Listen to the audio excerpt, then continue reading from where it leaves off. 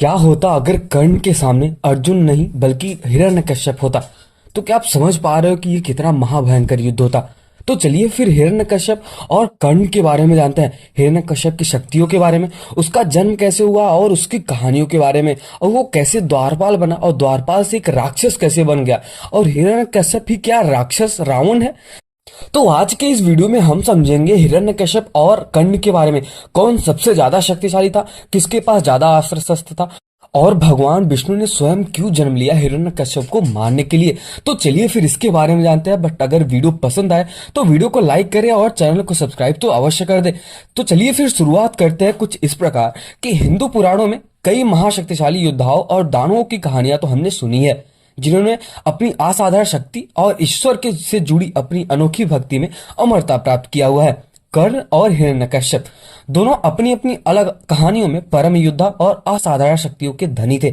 एक और कर्ण जो महाभारत के महायोद्धा थे, सूर्यपुत्र और अजय धनुर्धर, जबकि दूसरी ओर हिरण्यकश्यप जो भगवान विष्णु के वैकुंठ के द्वारपाल हुआ करते थे और बाद में एक महान असुर और भगवान विष्णु का कट्टर विरोधी बना। तो चलिए फिर जानते हैं हिरण्यकश्यप की उत्पत्ति और उसके कहानी के बारे में।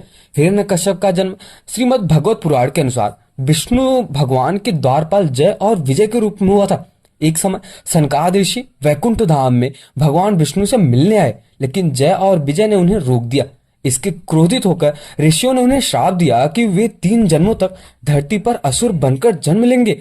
जय और विजय ने भगवान विष्णु से प्रार्थना किया, तो फिर भगवान विष्णु ने 2 विकल्प दिए, या तो 7 जन्म लेकर भक्त बने या फिर 3 जन्म लेकर भगवान के शत्रु बने। उन्होंने 3 जन्मों का विकल्प चुना और जिसमें से पहला जन्म हिरण्यकश्यप के रूप में हुआ था। अब 3 जन्म क्यों चुना उसके बारे में हम समझते हैं।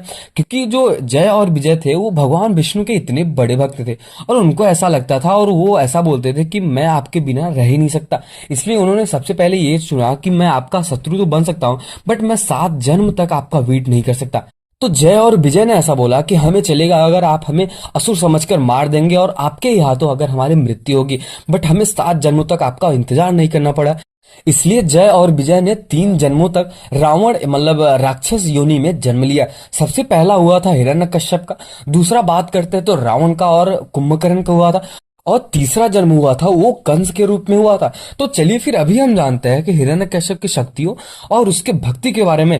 हिरण्यकश्यप ने भगवान ब्रह्मा जी की कठोर तपस्या की और उनसे वरदान प्राप्त किए। वो किसी भी मानव, पशु या फिर देवता से मारा नहीं जाएगा, न ही दिन या फिर रात, अंदर या फिर बाहर, अस्त्र या फिर शस्त्र से मारा नहीं जाएगा। इस वरदान से अभिमानी होकर उन्होंने स्वयं भगवान को, परमेश्वर को घोषित कर दिया।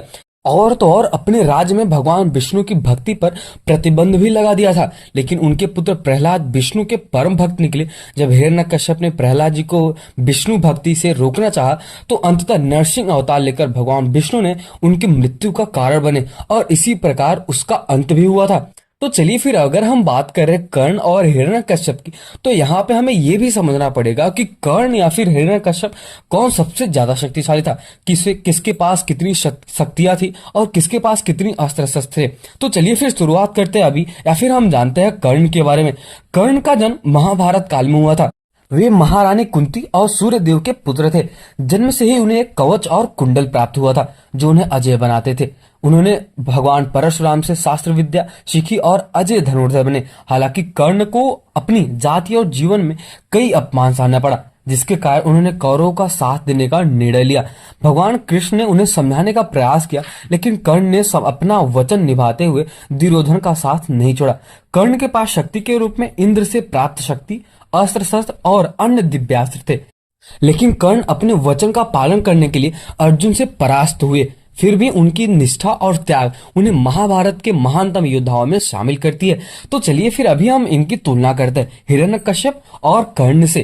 तो शक्ति और सामर्थ्य के बारे में हम जानते हैं। सबसे पहले तो हिरण्यकश्यप को भगवान ब्रह्मा से वरदान प्राप्त था, जिसके कारण वह साधारण तरीकों से मारा नहीं जा सकता था। जैसा कि मैंने आपको पहले ही बताया, ना ही दिन में, ना ही रात में, ना बाहर, ना अंदर, ऐसे करके बहुत सारी ऐसी शक्तियां थी जो हिरण्यकश्यप को प्राप्त थी। उसके पास अद्भुत शक्तियां और असाधारण अहंकार भी था।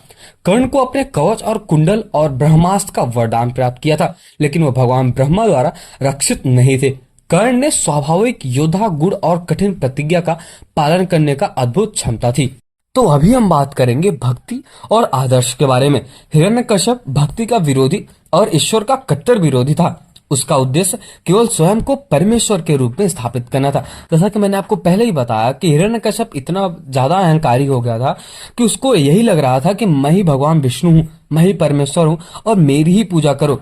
जब उसका पुत्र मतलब जो प्रहलाद है, उन्होंने जब भगवान विष्णु की आराधना करना स्टार्ट किया तो प्रहलाद को बहुत ही ज्यादा कठिनाइयों में उनको रहना पड़ा। हिरण्यकश्यप ने यहाँ तक कि उनको बहुत ही ज्यादा कष्ट दिया था। इसके बारे में अगर आपको पढ़ना है तो विष्णु पुराण में आप आराम से इसको पढ़ सकते हैं। तो विष्णु पुराण में कुछ इस प्रकार लिखा है कि जो हिरण्यकश्यप होता है वो अपने पुत्र मतलब प्रहलाद को ही रोकता है कि आप भगवान विष्णु की पूजा ना करो। लेकिन जो प्रहलाद होते हैं वो भगवान विष्णु की पूजा करते हैं, तप करते हैं। और यहाँ तक कि जो हिरण्यकश्यप होता है अपने ही पुत्र को कई बार अलग अलग चीजों से मारना चाहता है। यहाँ तक कि सर्पों से कटवाता है, कई पहाड़ियों से फेंक देता है और छत से फेंक देता है और उसके खाने में जहर डाल देता है। ये सब कुछ भी करने के बाद प्रहलाद को कुछ नहीं होता। फिर जो प्रहलाद क्या करते हैं, भगवान विष्णु का तप करते हैं लगभग कई सालों के लिए। और फिर जब तप करते तो भगवान विष्णु उनके सामने प्रकट होते हैं और फिर वो बोलते हैं कि आपको क्या चाहिए। तब प्रहलाद बोलते हैं कि आप मुझे आशीर्वाद दो और मेरे पिता को माफ कर दो, मतलब हिरण्यकश्यप को माफ कर दो। तो वहां पे श्री कृष्ण जो भगवान विष्णु होते हैं वो उनको माफ भी कर देते हैं। तो फिर अभी हम बात करने जा रहे हैं कर्ण के बारे में। कर्ण ने हालांकि भगवान श्री कृष्ण को सीधे स्वीकार नहीं किया था, परंतु वो धर्म का पालन करने और अपने मित्रता और प्रतिज्ञा में अडिग रहने के आदर्शों का पालन करने वाले थे। तो चलिए फिर अभी हम जानते हैं कि युद्ध में कौन विजयी होता। अगर मान लेते हैं कि हिरण्यकश्यप और कर्ण का महाभयंकर युद्ध होता तो कौन विजयी होता, इसके बारे में समझते हैं। यदि कर्ण और हिरण्यकश्यप का युद्ध होता भी, मतलब ऐसा कभी लिखा नहीं है और कभी भी हुआ नहीं है, बट अगर हम कल्पना करते हैं कि अगर इनका कभी भी युद्ध होता तो कौन जीतता। तो अगर इनका कभी भी युद्ध होता तो महाभयंकर होता। अगर हम बात करें कि कर्ण के पास अपने अद्भुत कौशल और अस्त्र शस्त्र का ज्ञान था, जबकि हिरण्यकश्यप के पास वरदान और संरक्षण थे। हालांकि अगर नरसिंह अवतार के रूप में भगवान विष्णु के हस्तक्षेप की संभावना न होती तो हिरण्यकश्यप को हराना लगभग असंभव ही था। अब आप समझ सकते हैं कि भगवान विष्णु के अवतार लेना पड़े खाली हिरण्यकश्यप को मारने के लिए। आप सोच सकते हो कि उसके पास कितनी शक्तियां थी। भगवान विष्णु नरसिंह का अवतार लेते हैं और फिर हिरण्यकश्यप को मारता है, तब उसका अंत होता है। तो आप समझ सकते हो उसकी शक्तियां, उसके ज्ञान, उसके अस्त्र शस्त्र और उसके पास कितना ज्यादा बल होगा। और अगर हम यही बात करें कर्ण की, तो कर्ण की निष्ठा, धर्म और कुशलता के साथ वह अपने बलिदान और संघर्ष से इतिहास में अमर हो गया। जो हिरण्यकश्यप के स्वार्थी, अभिमानी और अहंकारी चरित्र से कहीं ज्यादा महान था, लेकिन महानता कहीं और होती है। लेकिन अगर हम युद्ध कौशल की बात करें तो हिरण्यकश्यप बहुत ही ज्यादा शक्तिशाली था, जिसका अंत करने के लिए स्वयं भगवान विष्णु का जन्म लेना पड़ा और वो नरसिंह रूप लेते हैं और तब जाके हिरण्यकश्यप का अंत होता है। लेकिन अगर हम यही बात करें कर्ण की, तो कर्ण को मारने के लिए कोई ऐसा भगवान का जन्म नहीं हुआ था। बट हाँ, कह सकते हैं कि कर्ण एक अधर्म के साइड था, मतलब कर्ण एक अधर्म की राह पे चल रहा था, इसलिए उसकी मृत्यु हुई। लेकिन उसकी जो शक्ति है, उसके जो ज्ञान है, वो बहुत ही ज्यादा महान है और आज भी इतिहास के पन्नों में कर्ण को याद किया जाता है अर्जुन से पहले। अब यही निष्कर्ष तो ये निकलता है कि हिरण्यकश्यप और कर्ण दोनों ही अद्भुत योद्धा माने जाते हैं, लेकिन उनकी वीरता और उनके जीवन की दिशाएं और उद्देश्यों में जमीन आसमान का अंतर दिखता है। जैसा कि मैं आपको बताना चाहूंगा कि हिरण्यकश्यप की शक्तियों और असुरता का प्रतीक था, जबकि कर्ण ने अपने आदर्शों और सच्ची निष्ठा से महाभारत के महान योद्धा के रूप में अपनी पहचान बनाई। इस काल्पनिक युद्ध में कोई भी निश्चित रूप से विजयी तो नहीं कहा जा सकता, लेकिन दोनों ही कहानियों में हमें ये कहानी मिलती है या फिर इनकी जो कमजोरियां हैं, बलिदान है और आदर्शों के प्रति समर्पण की सीख अवश्य मिलती है।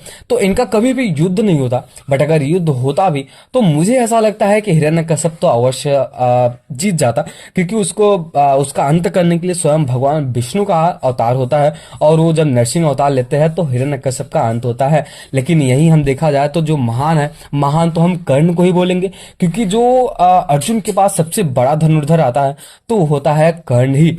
कर्ण के पास खुद का कुंडल और कवच था और बिना सोचे समझे कर्ण इतना बड़ा दानवीर था कि महाभारत का जब युद्ध होने वाला था उसको शुरू होने से पहले ही कर्ण के पास आते हैं इंद्रदेव और वो बोलता है कि मुझे आपकी एक हेल्प चाहिए और मुझे आपसे कुछ और भी चाहिए। तो कर्ण बोलता है कि ठीक है, आप हमसे कुछ भी मांग सकते हैं। तो वहां पे इंद्रदेव ने कर्ण का कुंडल और कवच मांगा, और वहां पे कर्ण ने बिना सोचे समझे वो कुंडल और कवच भगवान इंद्र को दे देते हैं। तो आप समझ सकते हो कि उनकी दान वीरता, उनका जो शौर्य है, उनका जो वीरता है, वो कितना ज्यादा महान है। मुझे तो ऐसा लगता है कि हिरण्यकश्यप से कई ज्यादा उनकी दान वीरता देखी जाती है। तो अगर आपको ये वीडियो पसंद आया हो तो वीडियो को लाइक करें और चैनल को सब्सक्राइब तो अवश्य कर दें। और जाते जाते कमेंट सेक्शन में एक बार जय श्री राम और जय श्री कृष्ण तो जरूर लिख के जाना। मिलते हैं किसी और वीडियो में।